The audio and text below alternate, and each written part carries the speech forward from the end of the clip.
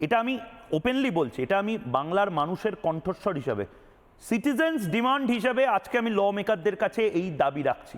আপনি বলতে পারেন আমরা হয়তো চাপ সৃষ্টি করছি, হ্যাঁ তাহলে চাপ সৃষ্টি করছি। আপনারা বলতে পারেন যে হ্যাঁ ল মেকারদেরকে বসিয়ে আমরা হয়তো বাধ্য করছি মমতা বন্দ্যোপাধ্যায়ের বিরুদ্ধে মামলা করতে, তাহলে তাই ভাবতে পারেন। কিন্তু 150 কোটি টাকা প্রতি মাসে রাজস্ব লস হয়েছে, এটা একমাত্র অপরাধ নয়। মুর্শিদাবাদের হিন্দুদের টর্চার করা একমাত্র অপরাধ নয়। মমতা বন্দ্যোপাধ্যায়ের বিরুদ্ধে বিএনএসএস এর যে ধারাগুলো দিলাম তার বাইরেও শারদ্দত্তবাবু যেখানকার বিধায়ক, আমি দর্শকদের বলি আমাদের সাথে মাননীয় বিধায়ক বিধাননগর শারদ্দত্ত মুখার্জি রয়েছেন, চিকিৎসক মানুষ। তিনি এই মুহূর্তে যেখানকার বিধায়ক, যাকে হারিয়েছেন এই সুজিত বসু অপরাধ করেছে সবাই জানে, প্রচুর টাকা খেয়েছে সবাই জানে, ব্যাপক টাকা মেরেছে সবাই জানে, কিন্তু কে সবটা জেনেও পুলিশ মন্ত্রী থাকার পরেও চুপ ছিল? তাহলে কি তার কাছেও ভাগ গেছে? আজকে এই প্রশ্ন উঠবে না? তার বাড়ির লোকের কাছেও ভাগ গেছে? এই প্রশ্ন উঠবে না? যে টাকাটার মেইনলি মানে পুলিশের, ট্রাফিক পুলিশের কাজ কি? ট্রাফিকিং করা না, ট্রাফিক পুলিশের কাজ হচ্ছে ট্রাফিক সিগন্যাল মেনটেনিং করা। ট্রাফিক পুলিশকে দিয়ে ট্রাফিকিং করানো হয়েছে। কিসের ট্রাফিকিং? কয়লার ট্রাফিকিং। কিসের ট্রাফিকিং? টাকার ট্রাফিকিং। অ্যাম্বুলেন্সের টাকা নিয়ে শান্তনু সিনহা বিশ্বাসরা বিভিন্ন জায়গায় পৌঁছে দিয়েছে। এটা কি পুলিশের কাজ ছিল? কেন বলছি? সুজিত বসুকে নিয়ে, সুজিত বসু যে চোর, মমতা বন্দ্যোপাধ্যায় 2022 সালে জানতেন।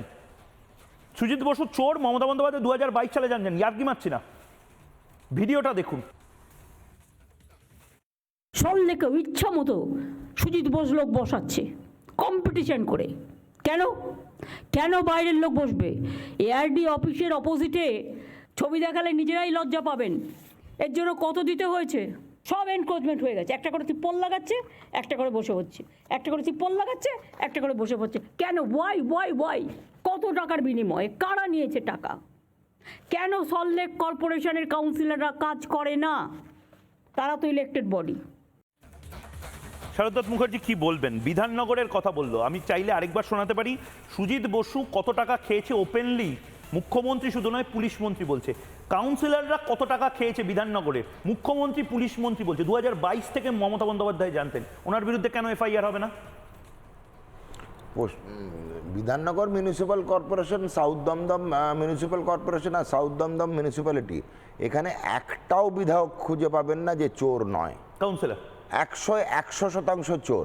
না হলে একজন অ্যারেস্ট হওয়ার পর বাকিরা অ্যান্টিসিপেটরি বেল নিতে গেল কেন? বাকিদের তো কিছু বলিনি। ঠাকুর ঘরে কে?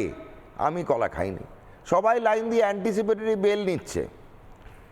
গত পরশু গিয়েছিলাম বৈশাখী মার্কেটে। বৈশাখী মার্কেট পরিদর্শন করার ঢুকতে হঠাৎ পেছন থেকে কম করে 50-100 জন চেঁচাতে আরম্ভ করলো, চোর চোর চোর চোর। আমি তো বললাম বাবা আমাকে কি, আমি তো সবে এলাম, আমি তো কিছু করিনি, আমাকে চোর বলছে কেন? ওমা, ভেতরে ঢুকে দেখি একজন ভদ্রলোক, যে তার একটা খাবারের দোকান ছিল, নাম করেই বলছি, বাপি তার নাম, একজন পৌরমাতার, তার সে হচ্ছে ডান হাত, তিনি তোলা তুলতেন। তাকে লোকজন পাগলের মতো ঝাঁপিয়ে পড়লো, বলে ডাক্তারবাবু এই হচ্ছে আসল চোর, এই আছে আসল চোর। আমি কী করেছে? সাংঘাতিক তোলা তুলেছে। সে বললো না না আমি তো কোনোদিন এসব করিনি। তার ওয়াইফ একদম সে বিনীত, যেন মনে হলো দেখুন সব থেকে ভালো মাস্টারমশাইয়ের কাছে ছাত্রী দাঁড়ায়, হাত জোর করে সেরকম দাঁড়ালো। ডাক্তারবাবু সব মিথ্যে কথা বলছে। ছেড়ে দিলাম। ওর পেছনে একটা মার্কেট আছে, তার নাম হচ্ছে ছাতা মার্কেট। কেন? বিভিন্ন রং বেরঙের ছাতা ছিল, তার নিচে উনি পৌরমাতা বসতে দিয়েছেন, এবং প্রত্যেকটা দোকানের, ওইটা হচ্ছে দোকান, একটা ছাতা পোঁতা আছে, সেই দোকানের জন্য উনি টাকা তুলেছিলেন। আলটিমেটলি কাগজ বেরোলো, সেই ছাতা মার্কেটের হিসেব বেরোলো 17,65,000। এটা হচ্ছে মানে এই ফাইন্যান্সিয়াল ইয়ারে 17,65,000। সুন্দর মুক্তোর মতো হাতের লেখায় লেখা হিসেব। সেই হিসেবটা আমি পুলিশের হাতে তুলে দিলাম। বাপি নামক ব্যক্তিটি অ্যারেস্টেড হয়ে গেল। নানা ধরনের কন্টেন্ট দেখার জন্য লাইক করুন, শেয়ার করুন আমাদের ফেসবুক পেজ, সাবস্ক্রাইব করুন আমাদের ইউটিউব চ্যানেল। পাশাপাশি অন্যান্য ব্রেকিং নিউজের জন্য অবশ্যই চোখ রাখুন রিপাবলিক বাংলায়।